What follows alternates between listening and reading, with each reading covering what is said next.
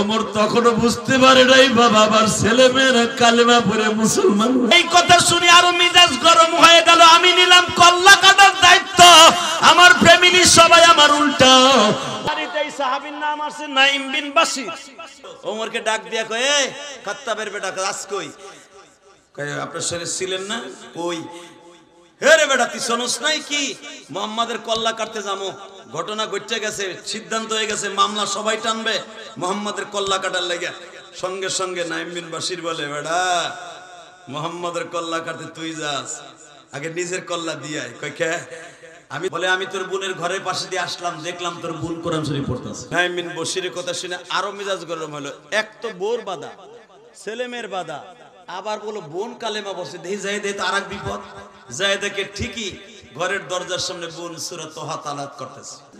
আমার বোন কি নাস্তিক হয়ে গেল? এই কথা চিন্তা করে একটা লাত্তি দিয়ে দরজা ভাঙছে। দরজাটা ভাঙ্গা এদিক তাকান, বোনের চুলের মুটকিটা এইভাবে ধরছে, চুলের মুটকিটা ধরে এই রানের সাথে এইভাবে বাড়ি মারছে।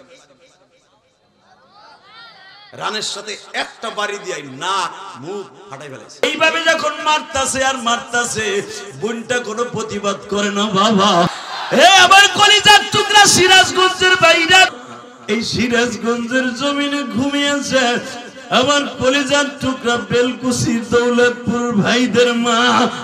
আল্লাহ আমি জানি না কার মায়ের কবর অবস্থা কি গো মালিক।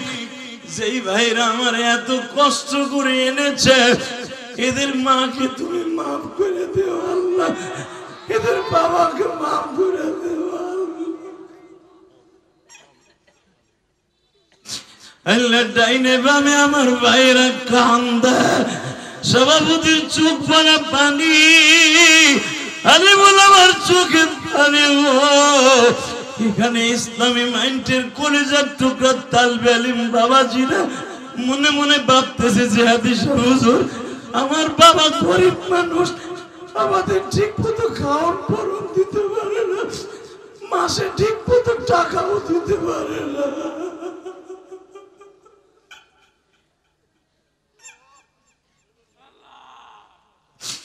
আল্লাহ তুমি দেখো যারা গরিব, তুমি না কইছো আমার নবী সারা জীবন দোয়া করছে, আল্লাহুম্মা আহিনি মিসকিনা ওয়া আমুতনি মিসকিনা ওয়াহশুরনি ফি জুমরাতিল মাসাকিন।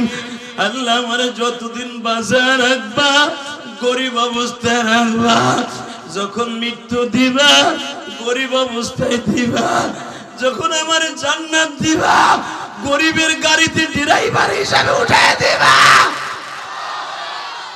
আমার নবী কোনদিন দরিদ্রের সাথে জান্নাতে যাইতে চায় নাই।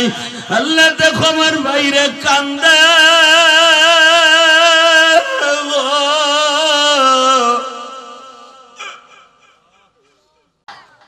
জোরে হাত দুটো উঠে ডাক দেন আল্লাহরে। কার কার কার কার কার কার কার? এই মুসলমানের বুলাও, আজকে 5ই ফেব্রুয়ারি, 5ই ফেব্রুয়ারি দীপ্তকণ্ঠ আওয়াজে দেখাই দাও সিরাজগঞ্জ বেলকুচি। 5ই ফেব্রুয়ারিতে দুনিয়া একদিকে যাবে, নবীর কেউ গালি দিলে সাগায় ফুটে ফেলবো। কারা কারা আছে আসো, আল্লাহকে একবার হাত উঁচা করে তাকবীর ধ্বনি দিয়ে দেখাই দাও।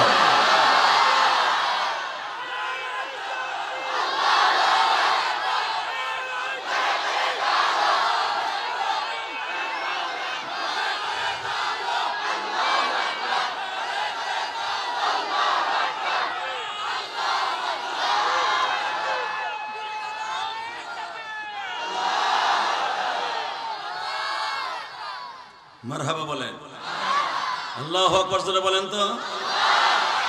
সিরাজগঞ্জের জমিন ইসলামের উর্বর জমিন, বেলকুচির জমিন রাজপথের লড়াকু সৈনিক হিসাবে জমিন। এই জমিনে আল্লাহর দ্বীন প্রতিষ্ঠা হবে একদিন, আমার বিশ্বাস ইনশাআল্লাহ বলেন। বাংলাদেশের সিরাজগঞ্জের ভিতরে সবচেয়ে বেশি মাদ্রাসা বেলকুচি। আমরা জরিপ করে দেখলাম আলেমালামা, বেলকুচি এতটুকু থানার মধ্যে শত শত মাদ্রাসা। এটা আল্লাহ শুকর মিয়া, ছোট হোক বড় হোক মাদ্রাসা যেখানে হবে আল্লাহর দ্বীন ওখানে বন্ডদের হাতে কোনোদিন যাবে না। আগে আগে সিরাজগঞ্জ সারা কুকুম কুকুম কুকুম হইতো, এগুলো হয় না। কথা কন না কেন?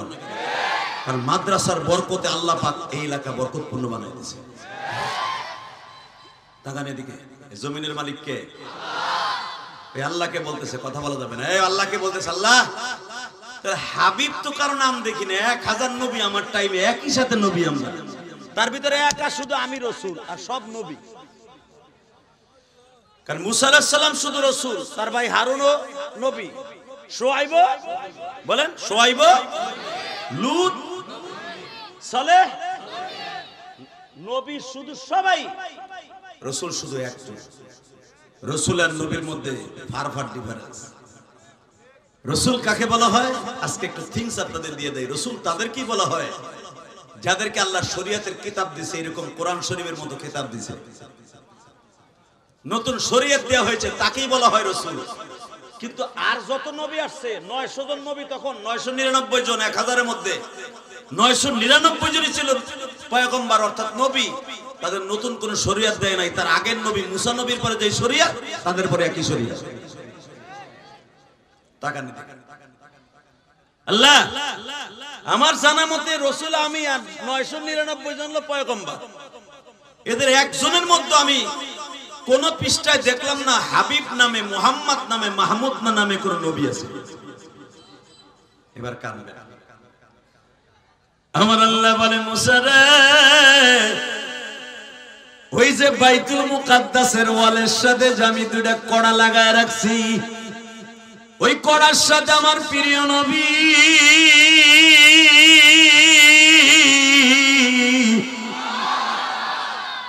মিরাজের রাত্রে বাইতুল মুকাদ্দাসের ওয়ালের সাথে নবীর বুরাক বাঁধবে। আল্লাহ বুরাক আবার কি? হে মুসা, বুরাক কি ওদিনকে আমি দেখাবো। জোরে কোন মারহাবা।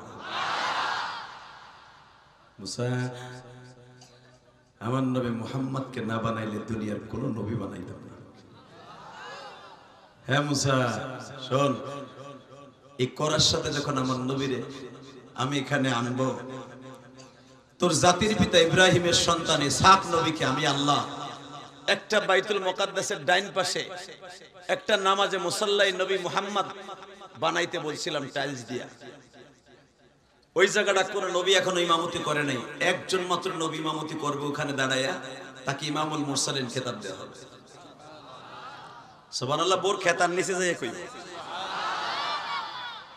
বেটা, এমন একটা নবীর উম্মত হইয়া তারপর তুমি গর্বিত মনে করো না, খালি ফ্যান ফ্যান ফ্যান মাসির মতো সুবহানাল্লাহ বলে। ডাইরেক্ট কোরআন শরীফের কথা, আওয়াজ দিবা তো বাপের বেটার মতো দিবা, বিশ্বনবীর গাড়িতে জান্নাতে যাইবা। আর বসে থাকার সময় নাই। এটা আলেম উলামার বাংলাদেশ। সময় এবার আসছে আলেম উলামা নাস্তিকদেরকে তাক ভাঙা জবাব দেয়া। এইবার যদি জবাব না দিতে পারো আর পারবা না, অপেক্ষায় থাকো। আল্লাহ সুযোগ করে দিয়েছে। আল্লাহু আকবার জোরে বলতে পারলা না? এক বেলকুসির যুবক, তোদের পাও দুইটা ধরে বলে দিয়ে যাই, তুই মুসলমানের ঘরে জন্ম নিছর, 1 নাম্বার ক্রেডিট তোর। 2 নম্বরে নবী মুহাম্মদের উম্মত হইছ, 2 নাম্বার ক্রেডিট। তুই দেখ তুই কেমন একটা নবীর উম্মত। কলিজার ভাই আমার, সারা জীবনই তো ওয়াজ শুনলি, মিরাজের 4টা চলে গেছে আর 1 সপ্তাহ আগে গেছে, চলে গেছে। যে কথাগুলো বলতেছি 1 সপ্তাহ আগের কথা বলতেছি। তো নবীর আল্লাহর বাড়িতে দিয়া বোরাকে উড়াইয়া তোর আবার কত বড় দাবি বানাইছিস তুই জানোস না। শুনতে থাক আর সুবহানাল্লাহ আওয়াজ দিয়ে তোর ইমানকে তাজা করতে থাক। জোরে জোরে জোরে জোরে। وآتينا موسى الكتاب وجعلناه هدى لبني إسرائيل ألا تتخذوا من دوني وكيلا.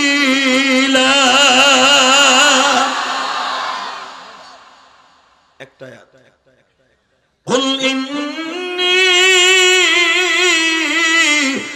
رسول الله إليكم جميعا. খুতবার ভিতর তাই দুটো আয়াতই পড়ছি, তাই না? এই দুটো আয়াতের তাফসীর করে বিদায় নেব। মারহাবা বলো।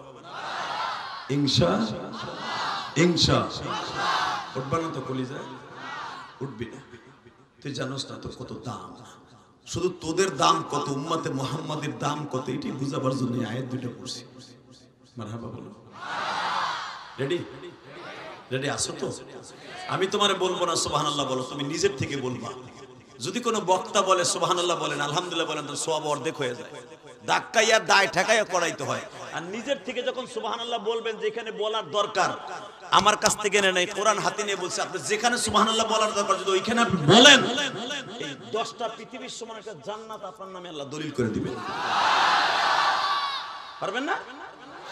ইনশাআল্লাহ। বিশেষ করে আমার তালবে ইলম বাবাজিরা, তোমরা যারা আছো, তোমাদের মতো আমিও তালবে ইলম ছিলাম বাবা। তোদের মতো আমিও আর শুনতে যাইতাম। আমি যখন গহরডাঙ্গা পড়তাম, 9 বছর গহরডাঙ্গা পড়ছি। দহমের বছর থেকে নিয়ে দাওরা ইফতা পর্যন্ত গহরডাঙ্গা পড়ছি। আলহামদুলিল্লাহ বলেন। এই বাবা, তোদের মতো হাজার হাজার মানুষের সামনে ওয়াজ শুনতে যেতাম। মুফতি আব্দুল গফফার সাহেব, মুফতি আলী হোসেন সাহেব, বড় বড় বক্তাদের ওয়াজ শুনতাম। তখন মনে মনে মাঠে বসে ভাবতাম, আমরা কি কোনোদিন ওয়াজ করতে পারবো? আমি কাফিয়ার বছরের থেকে মাঠে ময়দানে কথা বলার চেষ্টা করি। নাহাবি মির মিজান যখন পড়তাম, হুজুররা আমাদের এই পান্দে নামাজ শেরগুলা পড়তেন। বারদারা মায়ের বান্দায়ে বরিখতা আবরোয়ে খুদবাসি আরিখতা তো তাওয়াঙ্গার গাছটা ইয়াদ মালে মা ইজামা গাফিল সুদি আজ হালে মা বাদশাহ জুরমে মারা তার গুজার মা গুনাহগারে মে তুবা মুরজে। এই শেরগুলো যখন পড়তো পান্দে নামা এবং কারিমার থেকে যখন পড়তো এই শেরগুলা, আমরাও পারতাম। আল্লাহ, এইভাবে যদি আমরাও হাজার মানুষের সামনে শেরগুলা পড়তে পারতাম, বিশ্বাস কর চোখের পানি ফেলাই ফেলে বক্তাকে কথা কইতাম। বাবা, তোরাও যদি জীবনে বড় আলেম হইতে চাস, বক্তা হইতে চাস, ভালো ভালো, আমাদের তো আলেম, আমরা যারা আলেম বর্তমানে বক্তা আছি, এমনও বক্তা আছে হুইলা হুইলা কোন থেকে আমর বানাবার কোনটা কায়দাটা আছে, মোজারা বানাবার কায়দাটাও মগার ফমগা জানে। কণ্ঠ সুন্দর আছে, বক্তা হয়ে গেছে। কথা বলেন না কেন? আমরা তো বাবা 17টা বছর পড়ে আলেম হইছি। ছোট হই আর বড় হই, তবে এই খুকনি মাদ্রাসা অনেক বড় মাদ্রাসা। এই মাদ্রাসা যতগুলো মুহাদ্দিস আছে জানো, এক একটা মুহাদ্দিসের ওজন করলেও মিয়া তোমাকে বেলকুচি যত জমিন আছে সেটা বেশি দাম। খুকনি মাছ এমন এমন বড় বড়, যে খুকনি মাছ আছে মোতামেম সাহেব, ইলমের দিক দিয়ে 1 নাম্বার, আমলের দিক দিয়ে 1 নাম্বার, ধারের দিক দিয়ে আছে, ভারের দিক দিয়ে আছে, পয়সার দিক দিয়ে আছে। বড়া এমনি এমনি হয় নাই, এর পিছনে অনেক শরম আছে, চোখের পানি আছে, উস্তাদের দোয়া আছে। কথা বলে না কেন? কোন ওয়াজের মাঠের থেকে তালবে ইলমরা সবার আগে তাকবীর দিবি। আমার আগে কোন ওয়াজের মাঠে কোন ছাত্র তাকবীর দিতে পারতো না। ওয়াজের মাঠে যখনই দেখতাম এখানে তাকবীর লাগবে, দিতাম লড়াই খাত তাকবীর খাড়ায়া। হুজুর খুশি হইয়া দোয়া দিত। আমার মন কয় তুই একদিন অনেক বড় হবি। এমনি তো বড় হইছি বেটা, এমনি কি ধাক্কাই আল্লাহ বড় বানায় হেলাইছে। অনেক মুজাহাদ আছে আমার জীবনে। মা ঘরে ছিল না, 12 বছর বয়সে মা মারা গেছে। সৎ মা ঘরে, মনটা চাইতো অনেক কিছু খাইতে, খাইতে পারতাম না। পয়সার অভাবে মন চাইতো অনেক কিছু দোকানে যে খাইতে। গরিবের ঘরে জন্ম নিয়েছি, মা নাই ঘরে, বাপ পয়সা ঠিক মতো দিতে পারতো না, মন চাইলেও খাইতে পারতাম না। বড় লোকের পোলারা খাইতো, চাইছে দেখতাম। কিন্তু বাবা, মনটা ফ্রেশ ছিল, আল্লাহ এবং আল্লাহ রাসূলের প্রেম ছিল। তোমরা যারা ওয়াজের মাঠে বসবা, গরিবের ঘরে জন্ম নিয়েছে তাতে কি হয়েছে? স্কুল কলেজের বন্ধুরা, গরিবের ঘরে জন্ম নিয়েছে তাতে কি হয়েছে? হতে পারে তোমাদের দেশের সবচেয়ে বড় বেলকুচে যে ধনী মানুষ, নাম বলবো না, তার আজ থেকে 40 বছরের ব্যাকগ্রাউন্ড টান দিয়ে দাও, সে কি করতো? বেটা আমরা সব জানি, এখন ইসলামপুরে সবচেয়ে বেশি কাপড় তার বিক্রি হয়। বেলকুচির সবচেয়ে বেশি লুঙ্গি, কাপড়, শাড়ি তোমাকে ওই বেলকুচির সবচেয়ে ওই মাহাজনের শাড়ি বিক্রি হয়। কিন্তু আজ থেকে 40-50 বছর আগে ব্যাকগ্রাউন্ড টান দিয়ে দাও, সে কি করত? ঠিক না বেটি? জোরে বলো, জোরে বলো। কষ্ট হইতাছে? তাকাও এদিকে, কোন দিকে ঘাটটা ঘুরাবা না। আমিও দোয়া করি তুমিও একদিন এই বেলকুচির ভিতর সবচেয়ে বড় হিরো হয়ে যাবে ইনশাআল্লাহ। বলো। কিন্তু হিরো হওয়ার জন্য 1 নাম্বার শর্ত থাকবে, আমার নবীর প্রেম তোমার অন্তরে থাকতে হবে। 2 নম্বরে আবু বকরের মতো সলিড ভালোবাসা থাকতে হবে। 3 নম্বরে পৃথিবীর কোন বাতিলের সামনে মাথা নত করা যাবে না।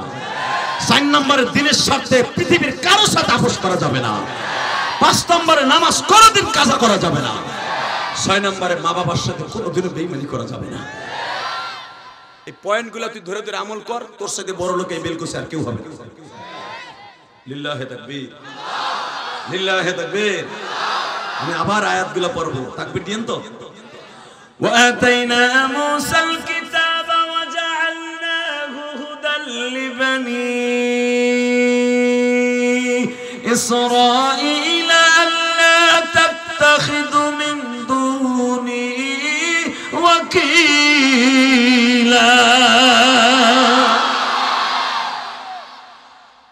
মুসা তোরে বানাইছি ওয়া আতাইনা মুসাল কিতাব ওয়া জাআলনাহু হুদাল লিবানি। তোরে বানাইছি বনি ইসরাইলের নবী, তোর শ্বশুর বনি ইসরাইলের নবী, তোর বড় ভাই বনি ইসরাইলের নবী, তোর ভাইগনা লূত বনি ইসরাইলের নবী, তোর শাস্তো ভাই সালেহ বনি ইসরাইলের নবী। আর আমার নবী যখন পাঠাবো ওই আবার আয়াত পড়ছি, কুল ইন্নী রাসূলুল্লাহি ইলাইকুম জামিয়া। ওই নবীর মোহরে নবুয়তের চারিদিক দিয়ে আমি লেখা দিব। বাংলাদেশের মনোগ্রাম আছে না সরকারি, তার বাম পাশে লেখা থাকবে, দেখবে উপরে লেখা আছে বাংলাদেশ গণপ্রজাতন্ত্রী বাংলাদেশ সরকার, লেখা থাকে না? আর আমার নবীর মোহরে নবুয়তের উপর লেখা ছিল কুল, নবী আপনি বলেন ইন্নী আমাকে রাসূলুল্লাহি ইলাইকুম জামিয়া। আমি কোন মক্কা মদিনার নবী না, আমি সারা দুনিয়ার নবী। হাত দুটো উঠে আল্লাহু আকবার জোরে বলো, আল্লাহু আকবার, আরো জোরে বলো, আরো জোরে বলো, আরো জোরে বলো।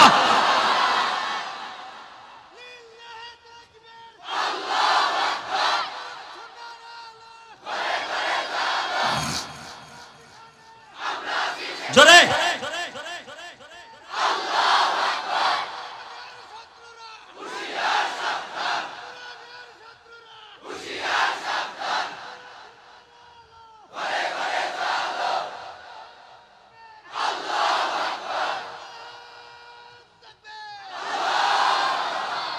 আল্লাহ ইমানি তাওকাত গুলাকে তুমি জান্নাতে কাজে লাগাও। যারা এর সাথে তাকবীরের ধ্বনি দিয়েছে ওমর আবুল খাত্তাবের সাথে জান্নাত নসিব করবে। উলামা ইকরাম জানেন বুখারীর ভিতরে আসছে ওয়ারাব্বাকা ফাকাব্বির, এই আয়াতের তাফসীর দেখবেন বুখারীতে। হযরত ওমরের আগে কেউ জিহাদের ময়দানে তাকবীর দিতে পারতেন না। মারহাবা বলেন। একটা ঘটনা শুনাই দেই তাকবীরের, ইনশাআল্লাহ বলেন তো। আল্লাহু আকবার জোরে বলেন। ঘোষণা হয়ে গেল আগামী কালকা সকাল 11টার সময় যে কাবা ঘরের দরজার সাথে মুহাম্মাদের কল্লাটা লটকায় রাখতে পারবে তাকে 100 লাল উট পুরস্কার দেওয়া হবে। হ্যাঁ নাউজুবিল্লাহ, বাইতে যে কবার হেতানা মুরগির মতো জিমাই জিমাই মরবা। আপনাদের চেয়ার দুটো একটু পিছনে দেন, ওই ভাইরা দেখতে পারতেছেন, একটু পিছনে দেন, একটু পিছনে দেন তো। সভাপতি সাহেবের চেয়ারটা একটু অনেক পিছনে দেন, আরো বাস। আলহামদুলিল্লাহ বলেন। বাবা ভালো কাজ করছি না? আমার বাজানটা চাইছে, ঘুরে ঘুরে দেখতেছেন, দেখতেছি। আল্লাহ আমার বাজানটাকে কবুল করেন। এই হায়াত আমি পাবো কিনা জানি না, এই হুজুরের মতো হায়াত আমি পাবো কিনা জানি না। এই হুজুরে হাজার হাজার ছাত্র বাংলাদেশে আছে। আলহামদুলিল্লাহ বলেন। আল্লাহ আল্লাহ আল্লাহ। মুরব্বীদের সম্মান করবা ভাই, ছোটদেরকে স্নেহ করবা, ইজ্জত আল্লাহ তোমারই বাড়ায় দেবে। আমি দেখতেছিলাম আমার ওই বাজান দুইটা আমার বাবার বয়সী লোক এইভাবে দেখতেছে, আমার দেখতে পারতেছে। আল্লাহ আল্লাহ আল্লাহ জোরে কোন মারহাবা। তাকাও ওইদিকে। এই আগামী কালকে সকালবেলা মুহাম্মাদের কল্লা যে কাবা ঘরের এই খিড়কির সাথে, অর্থাৎ যেটা আছে তালা মারতো হাজ্জাজ ইবনে ইউসুফের বংশের মানুষগুলা, এখানে যারা লটকায় রাখতে পারবে 100 লাল উট পুরস্কার পাবে। জরুরি ভিত্তিতে মিটিং ডাকা হলো সংসদের ভিতরে। সংসদটার নাম ছিল দারুন নাদুয়া। কি নাম? লিখে নেন আমার কাছ থেকে, বুখারীতে আসছে। দারুন নাদুয়ার ভিতরে বৈঠক হয়ে গেল। আগামী কালকে 11টা বাজার আগে মুহাম্মাদের কল্লা কে কে এখানে এনে দিতে পারে।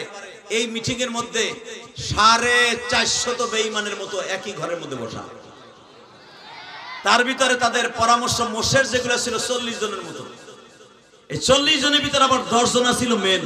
এই মেন শয়তানগুলোর নাম আমি বলি, আপনি মুখস্থ করে নেন। এই শয়তানগুলোর নাম যদি আপনি কাগজে লেখা, যে এই ঘরের ভিতরে উই পোকা আছে ঘরের নিচে রাইখা দিবেন, অগর নামের ঘিন্নার উপরে মুইতা দিয়া প্রস্রাব করে দিয়ে ওরা ঘরেতে বেরিয়ে যাবে। ইমাম থানবী লেখেন এই 10টা শয়তান যারা দারুন নাদুয়ার ভিতরে বইয়া আমার নবীর বিরুদ্ধে ষড়যন্ত্র করেছিল, এদের নাম এতই ঘৃণার পাত্র হয়ে গেছে আল্লাহর কাছে। এই 10টা নাম লেখা কোন গাভীর দুধ যদি সাপে খায় না, গাভীর গলায় লেখা দিবেন, ইনশাআল্লাহ জীবনে সাপে দুধ খাবে না। গিবনা কি মনে করলেন আপনি? যেই ঘরে ইন্দুরে মাটি উঠে না, গর্তের মধ্যে নামগুলো লিখে ছেড়ে দিবেন, জীবনে কোনোদিন আপনার ঘরে ইন্দুর আসবে না।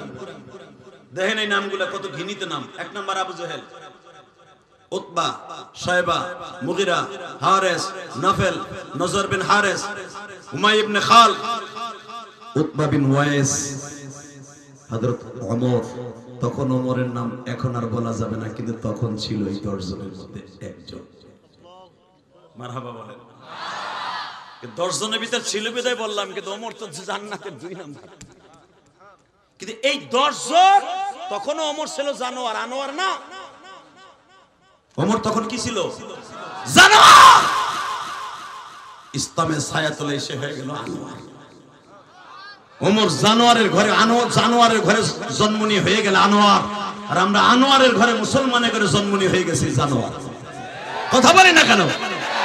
বিগত সরকার আমলে কিছু মন্ত্রী ছিল, শিক্ষা মন্ত্রী নুরুল ইসলাম নাহিদ, ওর শয়তানের ডিম পারতো ওর পেটের মধ্যে ডেলি ডেলি। ও খালি কইতো মাদ্রাসা বন্ধ কর, ব্যাংকের ছাতার মতো যে মাদ্রাসা আছে বন্ধ কর, বন্ধ কর, বন্ধ কর। আল্লাহ ওরই বন্ধ করে দিয়েছে। কথা কন না কেন? তোর মরার আগ পর্যন্ত শিক্ষামন্ত্রীর দায়িত্ব পাবি না, হারামিটা তুই চাই না রাখ। তালিমুল আমার এত কষ্ট দিয়েছ, খালি কওমি মাদ্রাসাগুলোকে বলতা, নুরুল ইসলাম নাহিদ এই বামপন্থী শয়তানে বলতা, খালি বলতা কওমি মাদ্রাসা জিএমবিদের আকড়া, জিএমবিদের আকড়া, আলিয়া মাদ্রাসা জিএমবিদের আকড়া। পারলে এখন খারাই কত বিলকুসির মুড়ে পুলিশ সামনে পিড়ে মারছে, তোরে এমনি পিড়ে মারবে। কথা কর না কেন? জোরে কর, আরো জোরে। ভয় পাস বেটা, কারে ভয় পাবে? সে কথা আল্লাহ কোরআনে বলছে, বলিস ভাবিস না আমি বানাই বলছি। আল্লাহ কি বলে? ফালা তাখশাউন নাস ইখশাউনি, পৃথিবীর কাউরে ভয় পাবে না, আমারে ভয় পাবে ইনশাআল্লাহ বলে। ঠিক আছে, আমি এই আয়াতের পর আমল করে দেখাই দিয়েছে বেলকুসির মানুষ। আইরে মাই আল্লাহ আল্লাহ কবুল করে, জোরে করে আমিন। এই সাহস থাকবো তো ইনশাআল্লাহ? মরার পর্যন্ত আছে তো? বেঈমানের বিরুদ্ধে পারবো তো ইনশাআল্লাহ? আল্লাহ বেলকুসির মানুষগুলো সারাদিন কাজ করছে, তাঁতের কাজ করছে, মাটির কাজ করছে, ক্ষেতের কাজ করছে, কিন্তু তোমার জান্নাতের বাগানে বসে বসে চোখের পানিগুলো ছাইরেও দিছে। এদের চোখগুলোকে তুমি কবুল করো। রেডি? আগামীকালকে 11টার সময় মোহাম্মদের কল্লা কি আনবে? 10 জন বদমাইশ বইছে, 450-এর মধ্যে পরামর্শ করে তারা সিদ্ধান্ত উপনীত হলো, জিজ্ঞাসা করো প্রত্যেকটা গোত্রের লোক থাকবে মোহাম্মদের কালকে মারার মধ্যে। মামলা দেবে কয়জনের বিরুদ্ধে? জাতিসংঘে। জাতিসংঘে যে কটা মামলা দেয় দেখ, সবাই মামলা টানবে। সিদ্ধান্ত হয়ে গেল। সবাই বলল তো মোহাম্মদের কল্লা যে কাটবে, সবাই তো আর একসাথে কোপ দিতে পারবে না, একজনে কোপ দিবা। হেডা কেডা? নাউজুবিল্লাহ। আমি যখন বলতে কই তখন বলবা, রেডি থাকবা। রেডি? উতবা, তুমি মোহাম্মদের কল্লাটা ফেলতে পারবা? উতবা কয়, দেখো আমি পারতাম, কিন্তু ওর চেহারা দেখলে আমার খুব মায়া লাগে। এখানে সুবহানাল্লাহ জোরে বলতে পারলাম না। উতবা যার বিরুদ্ধে কোরআন আয়াত নাযিল হয়েছে, শায়বা যাদের বিরুদ্ধে ডাইরেক্ট সূরা তাহার মধ্যে আল্লাহ জাহান্নামী ঘোষণা দিয়েছে, সেই লোকটা কইতেছে আমি কাটতে পারতাম, কিন্তু ওর চেহারা দেখলে মায়া লাগে।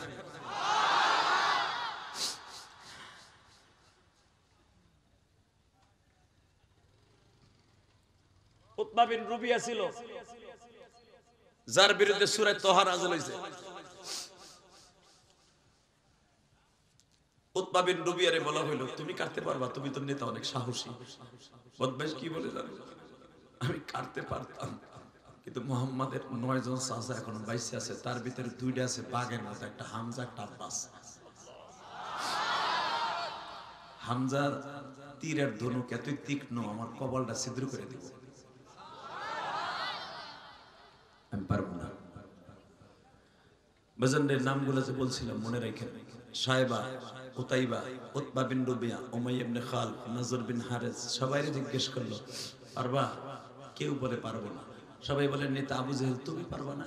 আবু জেহেল বলে, বেটা আমি পারতাম, কিন্তু আমার যে ভাতিজা।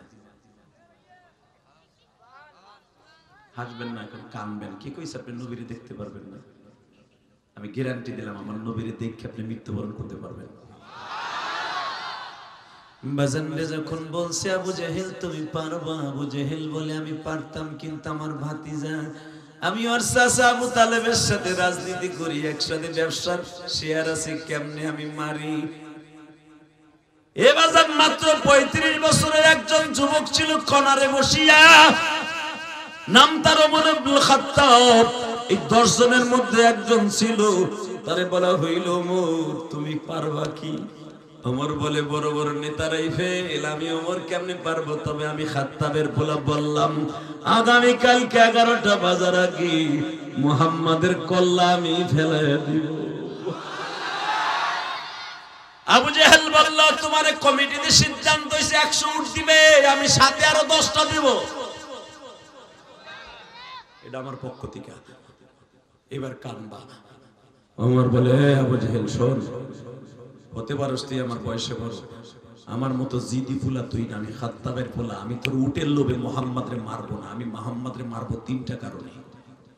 কয়টা? 1 নম্বরে মুহাম্মদ আমার বিবিরে আমার কাছ থেকে আলাদা করছে, কারণ আমার বউ ঘরে গেলেই খালি ব্যান ব্যান প্যান প্যান মুহাম্মাদের প্রশংসা করে, আমার ঘরে অশান্তি ঢুকাই দিয়েছে মুহাম্মদ। 2 নম্বরে আমার দেব দেবীর কাছ থেকে আমার সন্তানগুলোকে আলাদা করে ফেলছে। 3 নম্বরে আমার দেশে আগুন লাগাই দিছে। এই 3টা কারণে মুহাম্মাদের কল্লা মুরব। নাউজুবিল্লাহ জোরে বলো। সিদ্ধান্ত হয়ে গেল, যার যার বাসায় চলে গেল। এবার আমার দিকে তাকান। হযরত ওমর খোলা তরবারি লইয়া দারুন নাদওয়ার থেকে বাসার সামনে গেছে। এবার আওয়াজ দিয়েন। ওমরের বিবি আগের থেকে শুনছে, আব্দুল্লাহ যে পরামর্শ মাঠে ছিল, কয় মা আমার জাহেল আব্বারে দায়িত্ব দিছে আমার নবীরে বলে কল্লা কাটতে।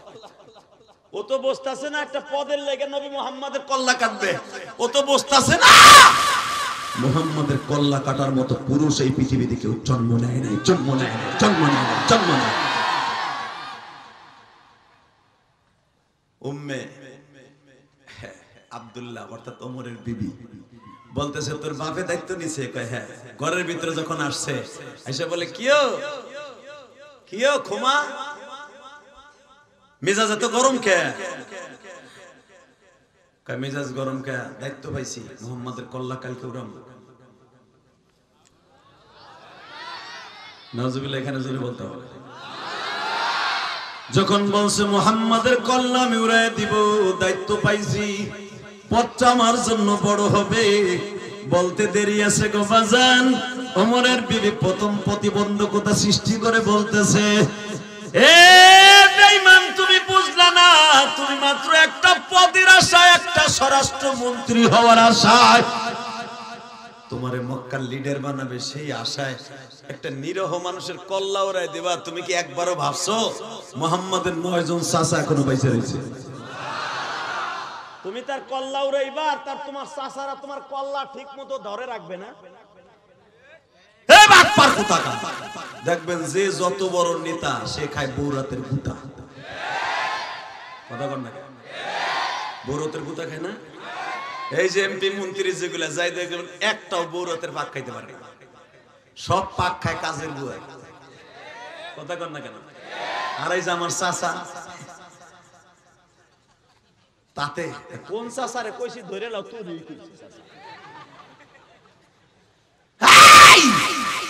ওই চাচা এখনো বিয়ে করছে 40 বছর হয়ে গেছে, এখনো বিডিরে ঘুরিয়া শো কাইতে শো সরিয়া শো, এখনো খেতার মধ্যে উঠায়, এখনো বিডি বেডার ঘর থেকে যায় না। আর 3 মাস ধরে বিয়ে করছে মগায়, দোকানের সামনে বইয়া বিড়ি টানে আর কয়। আর এক দোস্ত বিল্লালে কয় কিরে দোস্ত সমেত এরকম জিম আজকে কইস না, লাইলি আমার থেকে গেছে গা। এ বললেন না লাইলি থাকলে আবার রাগ করিস না দোস্ত, লাভলি আমার থেকে গেছে গা। কয় কা কি হইছে? আমি খেতার মধ্যে কুতকুত খেলতে খেলতে আমার সব শেষ। আর একজনের হাত ধরে লাইলি গেছে গা। যাবে না করবে কে? পাড়া যাবে না তা করবে কি? তুই যে কত বিড়ি সর্বনাশ করছস, কত মায়ের সর্বনাশ করছস, তোর বউরে তোরও সর্বনাশ করে লয়ে গেছে। কথা কর না কেন? আর আমার এই বাচ্চা ছাড়া 40 বছর বিয়ে করছে, সে কোনোদিন কোনো মেয়ের ক্ষতি করে নাই, ইনশাআল্লাহ তার সেও কোনোদিন ক্ষতির পালায় পড়ে নাই। এটা আল্লাহর রহমত। কথা কর না কেন? ওই চাচা কি খুশি যে আজকে যে বুড়ি রেখে তার মধ্যে ঘুষাবো যায়নি, গেলি আর একটা ডুয়েল সিম নেবো, এই কাম করবো না চাচা। বুড়ি চলে গেলে সেদিন বুঝবা কি জিনিস, ঠিক না বেটি? জোরে কর, কষ্ট হইতেছে। আল্লাহু আকবার জোরে বলেন তো, জোরে জোরে জোরে জোরে জোরে জোরে জোরে। এ কলিজার ভাই, যে যত বড় নেতা বোর হাতের খায় তত গুতা। ওমরের বউ ধরে টিটকারা মারার এ খেতার করে খেতার, নেতার করে নেতা। এ তুমি যে মুহাম্মাদের কল্লা উড়াইবা, মুহাম্মাদের 9 জন চাচা পাইছে রইছে না? তুই কি কইতেছাস? চুপ চুপ। খালি পাইছে একটা নরম বেটারে, খালি বই হবে তার পরামর্শ, খালি তার বদনাম, খালি তার বদনাম, আর কোনো কাম নাই। কিছু কিছু বুড়া আছে দেখবেন, খাইয়া কোনো কাম নাই, বোর কাছে দাম নাই, পুতের বোর কাছে দাম নাই, মসজিদে বয়ে খালি ইমামরে বাজবে। কথা কর না কেন? চার দোকানে বয়ে খালি ইমাম গো বদনাম, খালি হুজুর গো মাদ্রাসার মুহতামিমের বদনাম। আর ওই বেটা গরুর মতো, আর বউ চলে অস্ট্রেলিয়ান গায়ের মতো, আর মাইয়া চলে অস্ট্রেলিয়ান গায়ের মতো। একবারও কানা খালি হুজুরে বউ কি হবে? হুজুর কার বাড়ি ফ্যান খুলে খায়, ওখানে এইটাই কয়। কথা কর না কেন? এই বেটা, একজন আলেমের যে বদনাম কয় সেজন্য আমার নবীর বদনাম কয়। যে আলেমকে ভালোবাসে সে নবীরে ভালোবাসে। মান আকরাম আলিমান কান্নামা আকরামানি। আল্লাহু আকবার বলতে পারল না? যে নবীরে ভালোবাসতো সে আমার নবীরে যে ভালোবাসে সে আলেমরেও ভালোবাসে। কষ্ট হইতাছে? আর মাত্র 10 মিনিট কথা বল। এই বাচ্চাদের ডিস্টার্ব করছে করে। বসো বেটা, বসো এখানে। একসাথে বলেন, সর্বময় ক্ষমতার মালিক কে? ওমরের বউকে খালি কাম পাও না, না খালি মোহাম্মদ মোহাম্মদ মোহাম্মদ। এ তোমাকে ব্যবসা বাণিজ্য নাই, হে আর বৌসল মেয়ে নাই, ঘাট নাই, বাজার নাই, 24 ঘন্টা খালি মোহাম্মদের কল্লা উড়াইবা, মোহাম্মদের কল্লা উড়াইবা। কবে জানে আমরা মহিলারা পালি লইলে তোকে পুরুষ পুতা কাইটা দেব। আল্লাহু আকবার বলতে পারলেন না? খেলাফাতে মুসলিমিনের মধ্যে আসছে দেখবেন, বানানো কথা ইলিয়াস রহমান জিহাদি বলেন, ওমরের বউ যখন জারি দিছে, ওমর হের বউরে একটা থাপ্পড় মারছে। ওমরের ছেলে দৌড়ে আব্দুল্লাহ এসে কয়, আব্বা তুমি মায়েরে মারো, আমারে মারো, বোনকে মারো, বড় ভাইরে মারো, কোনো দুঃখ নেই, কিন্তু মুহাম্মদ সাল্লাল্লাহু আলাইহি ওয়াসাল্লামকে মাইরো না। আব্বা তুমি গজবে পড়ে যাবা, আব্বা তুমি গজবে পড়ে যাবা, কাবার মালিক তোমাদের কাউকে ছাড়বে না। তুই কি কইতেছাস? তুইও কি তোর মার দলে? আব্বা ছেলেরা সবসময় মার দলেই থাকে। তুমি আমার মায়েরে মারো, আমারে মারো, মাইরে মাইরে বেহুশ করো, আব্বা কোনো দুঃখ নেই, কিন্তু মুহাম্মদ একজন নরম মানুষ, তার গায়ে হাত দিও না। আল্লাহ আমার নবীর কথা শুনে এখন যাদের চোখে পানি আসবে তাদের কিন্তু তুমি এখন মাফ করে দিবা। ওমর বাজান ঘরের মধ্যে আসিয়া শান্তি নাই গো বাবা।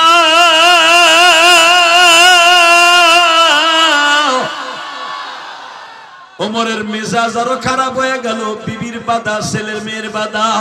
ওমরের বড় মেয়ের নাম ছিল হাফসা, যেই মা হাফসাকে আমার নবী বিবাহ করেছিলেন হিজরাতের পরে। বাবা এই হাফসা তখন বিবাহ হয় নাই, বাবার পা দুটা জড়ায় ধরে বলে, বাবা এই মানুষটার তোমরা মাইরো না। তুমি দেখো এই মানুষটা জীবনে কাউরে বাপ বলে ডাকে নাই, এই মানুষটার 6 বছর বয়সে মা হারাইছে। সাসার ভাই ওমর তখনও বুঝতে পারে নাই বাবা আবার ছেলে মেয়েরা কালেমা পড়ে মুসলমান হয়ে গেছে। বাজান এখন একটা চিৎকার দিয়ে আমার নবীর প্রেম জহির করবা। ও সিরাজগঞ্জ বেলকুচির বাইরা, ওমর এই কথা শুনে আরো মিজাজ গরম হয়ে গেল। আমি নিলাম কল্লা কাটার দায়িত্ব, আমার ফ্যামিলি সবাই আমার উল্টা। ওমর জাবালে ওমরের থেকে বের হলেন, যেটা ওমরের বাড়ি বাবা। ওমরের থেকে বের হইয়া জাবালে ওমর থেকে বের হইয়া আবু বকরের মক্কা টাওয়ারের সামনে আসলেন। হাদিসে বাজানরা যারা হজ করছেন জায়গাগুলো চিনে ফেলবেন। মক্কা টাওয়ারের সামনে আসিয়া যখন তরবারি বের করে একটু ঝিমাইতাছে, আমার ফ্যামিলির সবাই আমার বিরোধী, শুধু মুহাম্মাদের কল্লা কাটবে এই জন্য হঠাৎ করে দেখে একজন বাশির বিন নাঈম, জোরে করে আল্লাহু আকবার। বুখারীতে এই সাহাবীর নাম আছে নাঈম বিন বাশির। এ খাত্তাবের বলা ওমর কই যাস? এই নাঈম বিন বাশিরের বাবা ওমরুল খাত্তাবের বাবারে 70 বার কিনতে পারতো, এত বড় লোক ছিল। ওমরকে ডাক দিয়া কয়, এ খাত্তাবের বেটা আজ কই? কয় আপনার শরীর ছিলেন না? কই? হে রে বেটা তুই শোনস নাই কি মুহাম্মাদের কল্লা কাটতে যাবো, ঘটনা ঘটে গেছে, সিদ্ধান্ত হয়ে গেছে, মামলা সবাই টানবে মুহাম্মাদের কল্লা কাটার লাগা। সঙ্গে সঙ্গে নাঈম বিন বাশির বলে, বেটা মুহাম্মাদের কল্লা কাটতে তুই যাস, আগে নিজের কল্লা দিয়াই। কয় কে? আমি তোর বোনের বাসার থেকে আসলাম মসজিদে হিজরা, অর্থাৎ যেখানে হিজরা রোডের মসজিদে হিজরা, এই কোনায় ছিল ওমরের বোন জামার বাড়ি। বলে আমি তোর বোনের ঘরের পাশে দিয়ে আসলাম, দেখলাম তোর বোন কোরআন শরীফ পড়তেছে।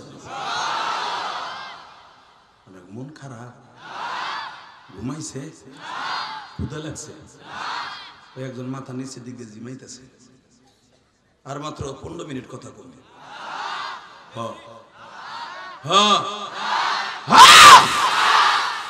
রেডি? নাইমিন বশিরের কথা শুনে আরো মেজাজ গরম হলো। এক তো বোর বাধা, ছেলে মেয়ের বাধা, আবার বলো বোন কালেমা বসে। দেখি যাই দেখে তো আর এক বিপদ। যাই দেখে ঠিকই ঘরের দরজার সামনে বোন সূরা তোহা তালাত করতেছে। ও মোর প্রথম দাঁড়ায় দাঁড়ায় 2 মিনিট শুনছে, শুই না চিন্তা করে কথাগুলো তো সব সত্য কয়। তাহলে কি আমার বোন নাস্তিক হয়ে গেল? হের কাছে তো নাস্তিক, বুঝেন নাই? আমার বোন কি নাস্তিক হয়ে গেল? এই কথা চিন্তা করে একটা লাথি দিয়ে দরজা ভাঙছে। দরজা ভেঙে ঘরের মধ্যে ঢুকছে। এবার আমার দিক তাকাবেন না, চোখের পানি ছাড়বেন। আমি কোরআন বুকে নিয়ে বলছি, রব্বে কারিম হয়তো আপনার জীবনটাকে এখন পরিষ্কার করে দিতে পারে। দরজাটা ভাঙ্গা এই দিক তাকান, বোনের চুলের মুটকিটা এইভাবে ধরছে, চুলের মুটকিটা ধইরা এই রানের সাথে এইভাবে বাড়ি মারছে। রানের সাথে একটা বাড়ি দিয়ে নাক মুখ ফাটাই ফেলেছে। বাজানরে নাক আর মুখ ফাটাইয়া আবার পাড়ায় ধরছে, হাত পাও গুলা ধরিয়া বাবা ইচ্ছা মতো মারতাছে। মারতে মারতে মারতে মারতে বেহুশ করে ফেলেছে। গাল দিয়া নাক দিয়ে যখন বোনটার রক্ত ঝরতাছে, ওমর মারে আর কয়, তুই কি ভাইয়ের কথা ভুলে গেলি? তোর ভাই তোরে বিবাহ দেওয়ার সময় তুই আমার একমাত্র বোন ফাতেমা। এই মক্কায় আমি 1.5 মাস পর্যন্ত ফ্রি খাওয়াইছি। নমন্বিতার বই আমি ফ্রি খাওয়াবো, 1 টাকাও কারো কাছ থেকে বকশিশ নেই। 250 ভরি স্বর্ণ দিয়ে আমি তোরে বিবাহ দিছি। আমি ওমর আমার বাবার সাথে ওয়াদা ছিল। আমার বাবা ইন্তেকালের সময় বলে গেছিল, ওমর রে আমি খাত্তাব তোরে বলে গেলাম, আমার মেয়েটারে তুই ধুমধাম করে বিয়ে দিবি। তুই আমার একমাত্র বোন, এত টাকা খরচ করে তোরে বাক্কা শহরে বিবাহ দিলাম, তুই মুহাম্মাদের দলে কেমনে গেলি? ভাইয়ের কথা একবারও ভাবলি না? আমার ভাই সামনে ইলেকশনে দাঁড়াবে, আমার ভাই প্রধানমন্ত্রী হবে এই মক্কার, তুই ভাইয়ের কথা ভুলিয়া কেমনে মুহাম্মাদের দলে চলে গেলি? এইভাবে যখন মারতাছে আর মারতাছে, বোনটা কোনো প্রতিবাদ করে না। বাবা এবার আমার দিকে আওয়াজ দিও। বোনরে মারতে মারতে খাটের নিচে ফেলায় দিছে। ওমর খাটের উপরে বৈশা একটু জিরাইতাছে। ওমরের বোন জামাইটা খাটের নিচের থেকে বিবির আদর করতেছে আর বলতেছে, কাঁদিস না। প্রতিটা চোখের পানি আর রক্তের ফোঁটার বিনিময়ে নবী মুহাম্মাদের গাড়িতে জান্নাতে যাবি, নবী মুহাম্মাদের গাড়িতে জান্নাতে যাবি, নবী মুহাম্মাদের গাড়িতে জান্নাতে যাবি।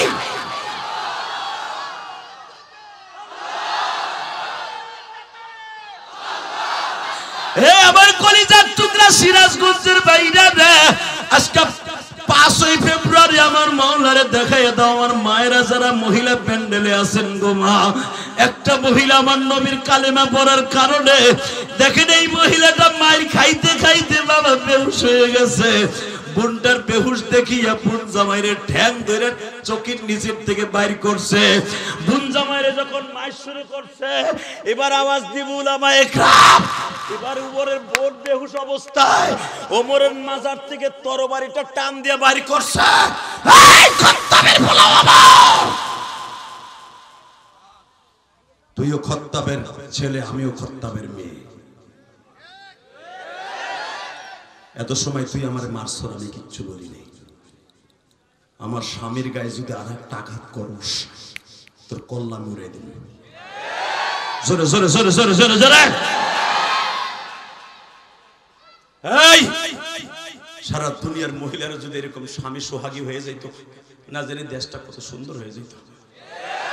আজকে মহিলারা স্বামীরে খুন করে, নাংরে সাথে করে নিয়ে, ঠিক না বেঠিক?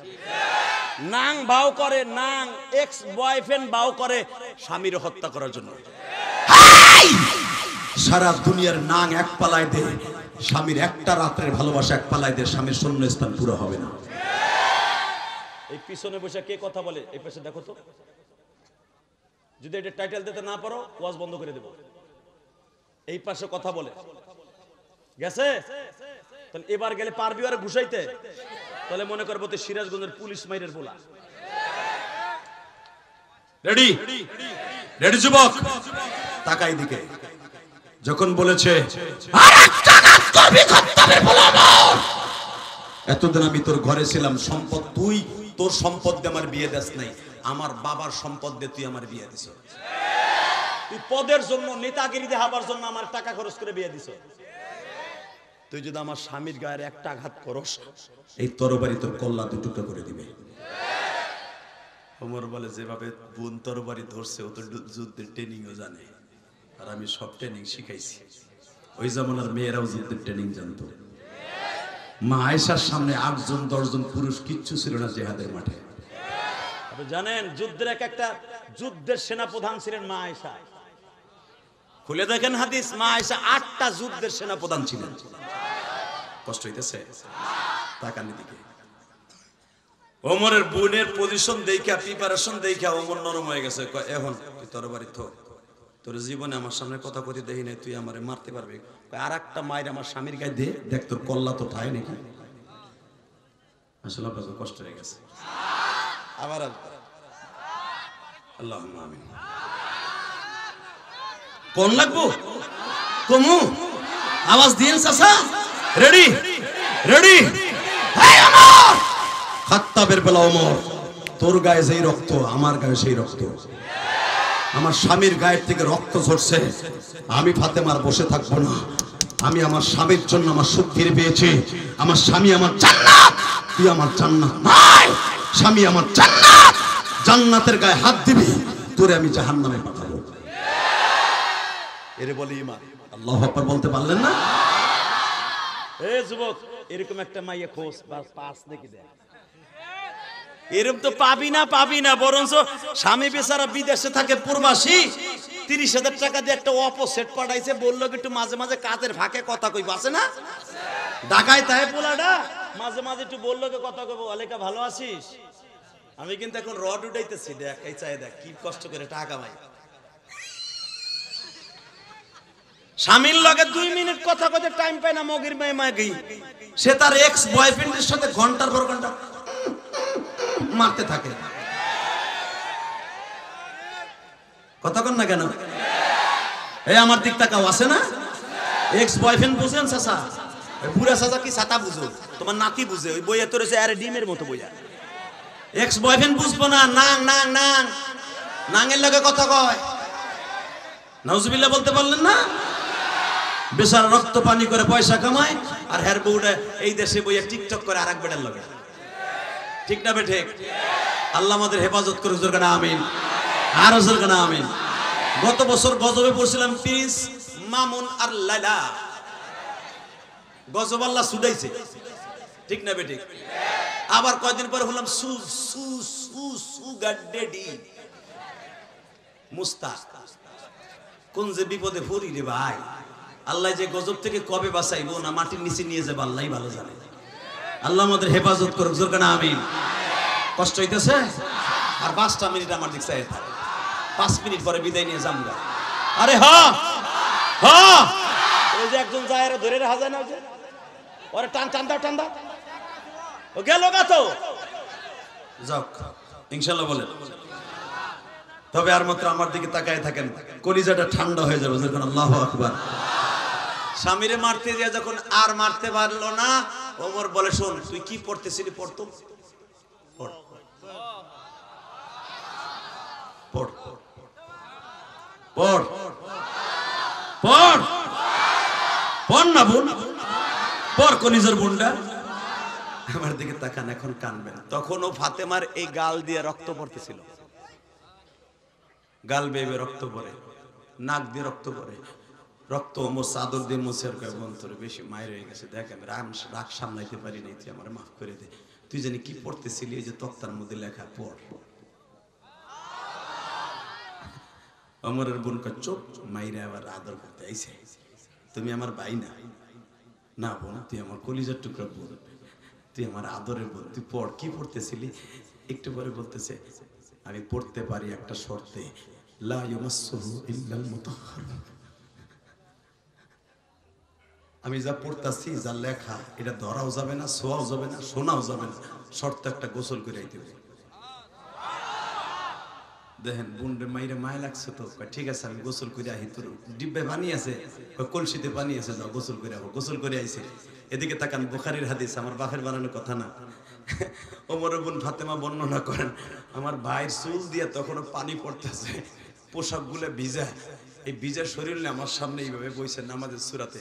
আমারে কয়, দেখি তোর হাতে কি আছে, কি পড়বি, আমার হাতে একটু দে, আমি গোসল করে আইছি।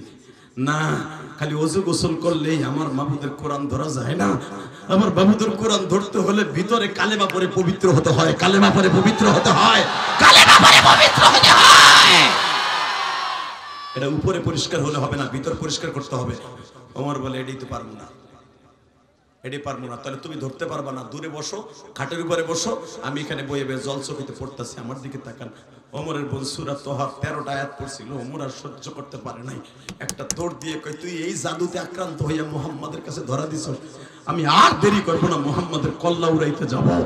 এদিকটা আমার নবী জাবালে সাফা মারওয়ার মাঝখানে দাঁড়াইয়া তার চাচা হামজাকে বলে দিছে, চাচা আমি আজকে রাত্রে দুইজনকে স্বপ্নে দেখছি, দুইজনের একজনের জন্য দোয়া করছি, দুইজনে একজন আজকে কালেমা পড়বে, আবু জেহেল অথবা ওমর, দুইজনের একজন কালেমা পড়বে। চাচা তুমি রেডি থাকো, ওমরের গায়ে আঘাত করবে না, ওমর কিন্তু কালেমা পড়তে আসবে, আবার কল্লা উড়ানের নাম করে কালেমা পড়ার জন্য আসবে, কালেমা পড়তে আসবে, আল্লাহু আকবার জোরে বলতে হবে।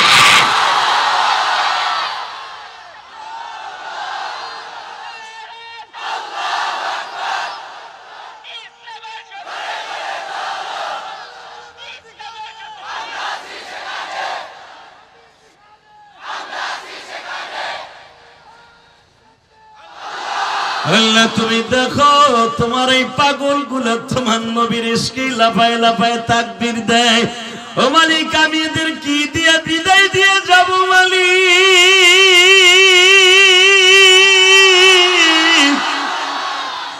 আমার কাছে দিবার মতো কিছুই নাই। আমার মাদেরকে ওমরের বোন ফাতেমার মতো ঈমান তাজা করে দাও, আর ওমরের বোন জামাই নাইম বিন নাইমের মতো ঈমান তাজা করে দাও। আল্লাহ যুবকগুলা তো নবীর জানের চাইতে বেশি ভালোবাসে। আমরা নবীর জীবনে দেখি নাই, ওমরকেও দেখি নাই, ওমরের বোনকেও দেখি নাই। জান্নাতে যখন এক গাড়িতে যাব তখন তো দেখা হবে। এই বেলকুচি দৌলতপুর বসিয়া তোমার পাগলগুলি যারা এখন বিনয়ে বিনয়ে কাঁদবে, এদের মধ্যে কার জানো জনম দুঃখিনী মা নাই গো মা?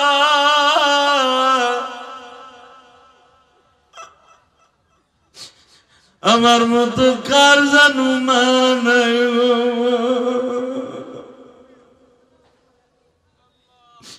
12 বছর বয়সে মা হারাইছি, ওই গোপালগঞ্জের জমিনে ঘুমিয়েছে আমার মা, এই সিরাজগঞ্জের জমিনে ঘুমিয়েছে আমার কলিজার টুকরা বেলকুচি দৌলতপুর ভাইদের মা। আল্লাহ আমি জানি না কার মায়ের কবর অবস্থা কি গো মালিক। যেই ভাইরা আমার এত কষ্ট করে এনেছে, এদের মাকে তুমি মাফ করে দিও আল্লাহ, এদের বাবাকে মাফ করে দিও আল্লাহ। ডাইনে বামে আমার ভাইরা কান্দে, সভাপতির চোখ ভরা পানি, আরে বল আমার চোখে পানি। এখানে ইসলামী মাইন্ডের কলেজার টুকরা তালবে আলিম বাবাজিরা মনে মনে ভাবতেছে যে হাদিস হুজুর আমার বাবা গরিব মানুষ, আমাদের ঠিক মতো খাওয়ার পরম দিতে পারে না, মাসে ঠিক মতো টাকাও দিতে পারে না।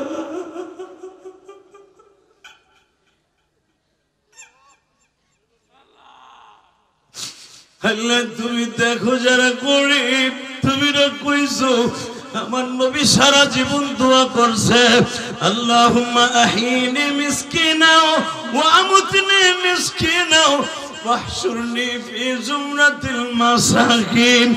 আল্লাহ আমারে যতদিন বাঁচায় রাখবা গরিব অবস্থায় রাখবা, যখন মৃত্যু দিবা গরিব অবস্থায় দিবা, যখন আমার জান্নাত দিবা গরিবের গাড়িতে ড্রাইভার হিসাবে উঠায় দিবা। আমার নবী কোনদিন দরিদ্রের সাথে জান্নাতে যাইতে চায় নাই। আল্লাহ দেখো আমার ভাইরে কান্দে,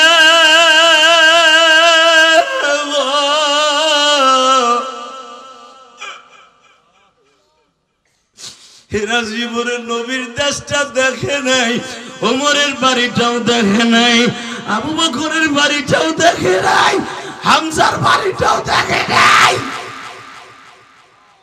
বুক ভরা আশা লইয়া এখন তোমার একটা ডাক দিবে, হ্যাঁ মিডিয়া সারা দুনিয়া দেখাই দেবে।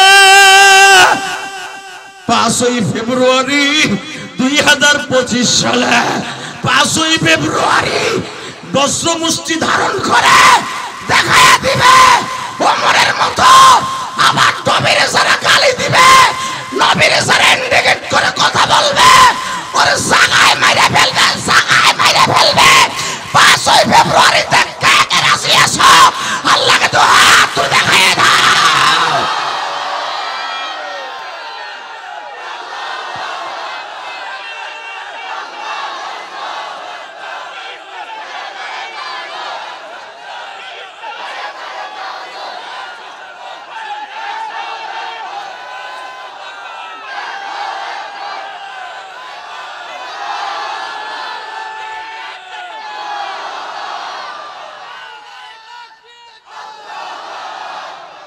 আল্লাহ দেখো এরা কোন মায়ের সন্তান আমি জানি না, তোমার কাছে একটা দরখাস্ত দিয়ে গেলাম। একজন হ্যান্ড মাইক হাতে করে দাঁড়ায় গেছে, ওমরের মতো দাঁড়ায় গেছে। আমি ওমরের কথাটা বলার জন্য এদেরকে এখানে নিয়ে আসছিলাম বুখারীর থেকে। আল্লাহ যারা ওমরের মতো বজ্র মুষ্টি ধারণ করে আওয়াজ দিয়েছে, এদেরকে ওমরকে একটা বার স্বপ্নে দেখাই দাও। ওমরের গাড়িতে জান্নাতের ব্যবস্থা করে দাও। এবার আমার দিকে তাকাবার কান্না কলিজা কোনো দিকে চোখটা ঘুরে গেল। অনেক কষ্ট করে তোমাদের এই মাহফিলে আসছি, বিশ্বাস করো সে মাগরিবের টাইমে আসছি, মাসকে মাস ঘুম উজাগার করে মাহফিল করতেছি, শরীরটা খুব দুর্বল। তারপরে এত জোরে কথা বলি, তোমাদের মায়া থাকা উচিত আমাদের প্রতি। কেন কথা বলি জানো? যদি একটা কথার দ্বারা তোমার অন্তর থেকে এক ফোঁটা পানি বাইর হয়, কোরআন হাতে নিয়ে বলছে তুমি জান্নাতে গেলে হয়তো আল্লাহ আমাকেও মাফ করে দিতে পারে। আলেমুল আমার শুধু টাকার জন্য ওয়াজ করে না, আল্লাহর কসম করে বলছি, একটা যুবকের চোখ দিয়ে যদি হেদায়েতের নজরে পানি পড়ে যায়, আমার বিশ্বাস আরে আল্লাহ ওমরের মতো আনোয়ার বানায় দিলে আমিও আরো ছিলাম পেয়ে যাব। কষ্ট হইতেছে? তাকে ওইদিকে ওমর বোনের কাছ থেকে একটা পাগলের মতো দৌড় দিচ্ছে, বুখারীতে আসছে, দৌড়ে যা দেখে জাবালে সাফা মারার মাঝখানে আমার নবী আরকান ইবনে সাবিতের বাড়িতে বসে কোরআন মশক করাইতেছে। রেডি? আওয়াজ দিবি বার? ওমরের প্রেমিক আছে তো? হামজার প্রেমিক আছে তো? নবীর প্রেমিক আছে তো? রেডি? যখনই জাবালে সাফা মারার মাঝখানে যায় দেখে বাবু সালামের সামনে হযরত হামজা তরবারি হাতে নিয়ে দাঁড়ায় আছে। এই খাত্তাবের বেটা ওমর, এদিকে কই যাস? তোর চাচা কই? তোর চাচা কই? তোর বাতিজা কই? তরবারি খাপে ঢুকা। ঠিক হাদিসে এভাবে আসছে, তরবারি খাপে ঢুকা। কেন? চপ তরবারি যদি খাপে না ঢুকাস, তোর কল্লা এক জায়গায় থাকবে, বড়ি আর এক জায়গায় থাকবে। তোর কোনো বাপ যদি থাকে আমার হাত থেকে বাঁচাই নিতে কইছে। আমার এই হামজার হয়তো 8 জন ভাই মুহাম্মাদের বিরোধী থাকতে পারে। গত 3 সপ্তাহ আগে আমি কালেমা পড়ছি, তুই জানোস না? জোরে জোরে জোরে জোরে জোরে জোরে জোরে জোরে এ বেলকুসের যুবক ভাইরা, সিরাজগঞ্জের ভাইরা, জোরে জোরে আওয়াজ দাও, আল্লাহু আকবার, জোরে আওয়াজ দাও। তুই জানোস না 3 সপ্তাহ আগে আমি কালেমা পড়ছি? আমার 8 ভাই একদিকে থাকবে, আমি মুহাম্মাদের একদিকে থাকবো। আমার ভাই আবু তালেব যদিও কালেমা পড়ে নাই, তুই কেমনে ভাবলি যে আমার ভাতিজার গায়ে একটা নগের টোকা দিয়া তোরাই বাক্কা শহরে ঠিক মতো বোর করে করে ঘুমাবি? আমার ভাই আবু তালেবের সম্পর্কে তোর জানা নাই? আমার ভাই আবু তালেব একদিনকে রাত্রে শুনেছে রোকানাকে আমার ভাতিজার বিরুদ্ধে লাগিয়ে দিয়েছে, আগামীকালকে কুস্তি হবে। তুই ভুলে গেছো রমন? আল্লাহু আকবার জোরে বলেন। ভাতিজার বিরুদ্ধে রোকানাকে লাগিয়ে দিয়ে বলল আগামীকালকে কুস্তি হবে, যদি রোকানা ভাতিজার একটা আষাঢ় দিয়ে মেরে ফেলতে, আষাঢ় দিয়ে জমিনে ফেলতে পারে, সাথে সাথে ভাতিজার এই দেশ থেকে তাড়ায় দেবে। দুনিয়া একদিকে গেছে, ভাতিজা তার চাচার আর একদিকে রাখছে। তরবারি খাপের মধ্যে ঢুকাই আওয়াজ দিয়ে বল, তুই কখন আমার ভাতিজার সামনে একটা আওয়াজ দিয়ে কথা বলবি না, আওয়াজ দিয়ে কথা বললে তোর কল্লা ধরে থাকবে না। এই কথা বলার সঙ্গে সঙ্গে ওমর তরবারি আস্তে করে মাথা নিচু করে যখন নবীর দিকে যাচ্ছে, এবার আওয়াজ দিয়ে আমার নবী আস্তে আস্তে করে হাতটা বাড়ায় বলে, ওমর রে, ওমর, ওমর তোর স্থান আমার কল্লায় না, তোর স্থান আমার বুকে। হায় রে ওমরা,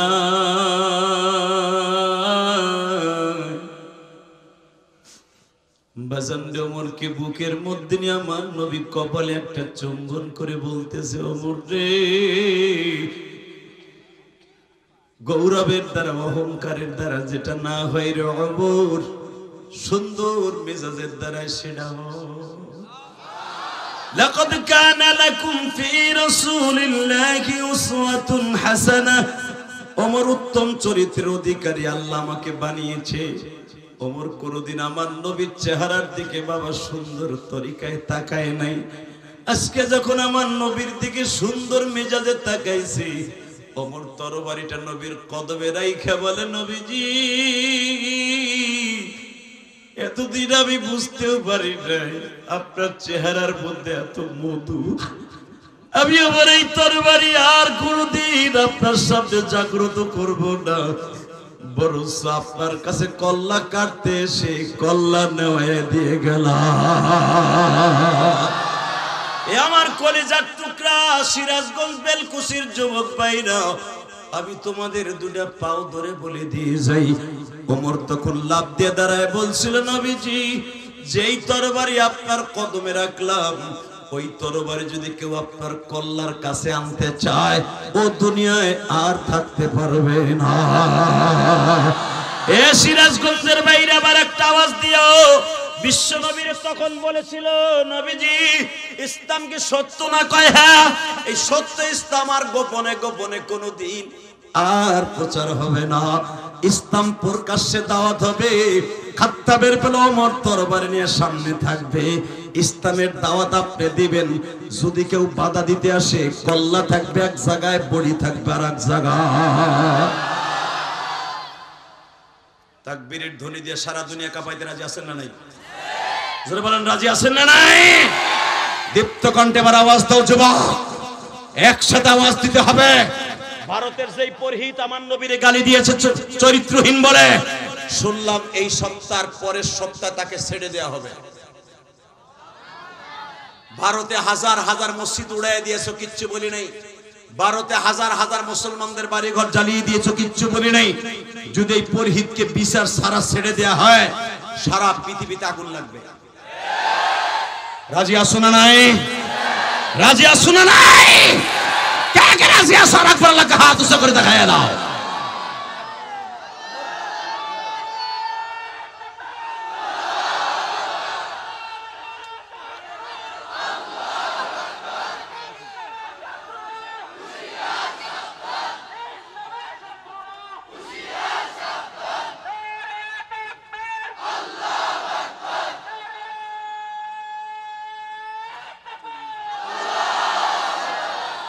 লেখা লাগবে, লিখছেন কেন? বসেন, মারহাবা বলেন, আল্লাহু আকবার জোরে বলেন। শুধু আপনাদের দুইটা পাও ধরে বলবো, রমজান মাসের আর মাত্র বাবা 25 দিন বাকি আছে। আলহামদুলিল্লাহ বলেন না? কয়দিন বাকি বাবা?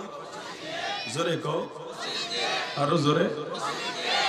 তোদের পাও দুইটা ধরছি ভাই, 25 দিন মাত্র বাকি আছে। 25 দিন পরেই মাহে রমজান তোমার ঘরের দরজায় টোকা দিবে।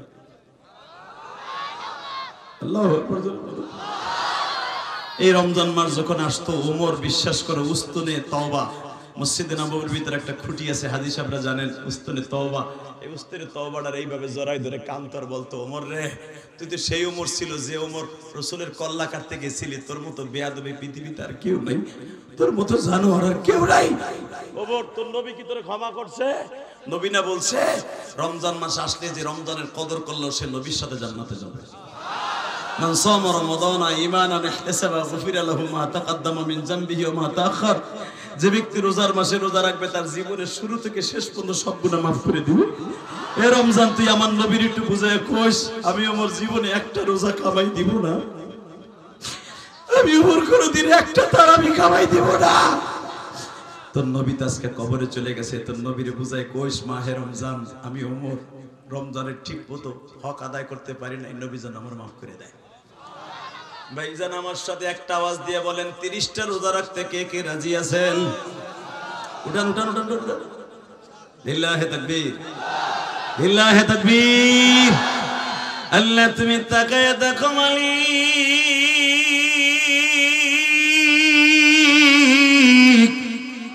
এই সিরাজগঞ্জের জমিনে 5 ফেব্রুয়ারি আর মাত্র 25 দিন পরেই মালিক মাহে রমজানের প্রথম তারাবি।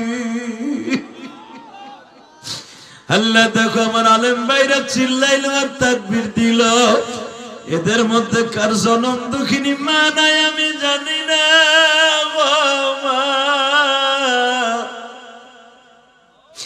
কতজনে মার সাথে ইফতারি করতো আর কোনদিন পারবে না। আল্লাহ এদের রোজাগুলো কবুল করে। আমিন। হাত রোজা রাখবেন তো 30টা, 30 দিন ইফতারি করবেন তো? আমার সাথে একটা ওয়াদা দেন, মুনাজাত করার আগে কেউ যাবেন না। উঠান হাত, উঠান উঠান। আল্লাহ দেখো আমার কলিজার ভাইরা মুনাজাতের আগে কেউ যাবে না। এই যে আমার ভাইরা কাঁদছে, সভাপতি কাঁদছে, এদের মাকে তুমি মাফ করে দাও। এ কলিজার সিরাজগঞ্জের ভাই, তুই সিরাজগঞ্জের ভাই, আমি গোপালগঞ্জের ভাই, আমরা গঞ্জে গঞ্জে মিল আছে, ইমানেও ঠিক আছে। তোদের ভিতরে ইমানের জজবা বেশি, যদি আল্লাহ আমাকে মাফ করে একসাথে জান্নাতে যাবো ইনশাআল্লাহ। বলো যাবা না ভাই আমার সাথে? যাবা? যাবি কলিজা? আমি আল্লাহ করলাম, আল্লাহ জানি না আমারে মাফ করবা কিনা, যদি আমারে মাফ করো আমার ভাইদেরকে আমার সাথী বানাই দিও। আল্লাহ কোটি কোটি মুসলমান একজন আলেম সাথী নিয়ে জান্নাতে যাবে। আল্লাহ 12 বছর বয়সে আমার মা আমারে কইছিল জিহাদে, তখন তো আমি জিহাদি ফিহাদি কিচ্ছু না ভাই। আমার মা আমারে কইছিল তুই মাদ্রাসায় পড়তে চাস না, তুই একদিন মামা কয়ে কানবি, মাদ্রাসার মাহফিলে যাবি, এক এক মাদ্রাসার মাহফিলে। আমি কই দূর, আমি মাদ্রাসার মাহফিলে যাব, আমি কি বক্তা বনি? মা কয় এই যে আমি বক্তা গো, টাকা দেই মাদ্রাসায়, মন কি মন দান দেই, টাকা দেই, এমনি এমনি তোরে আলেম বানাবার লেগে দেই। তুই ওয়াজ করতে যাবি, তুই ওয়াজ করবি। আমি তখন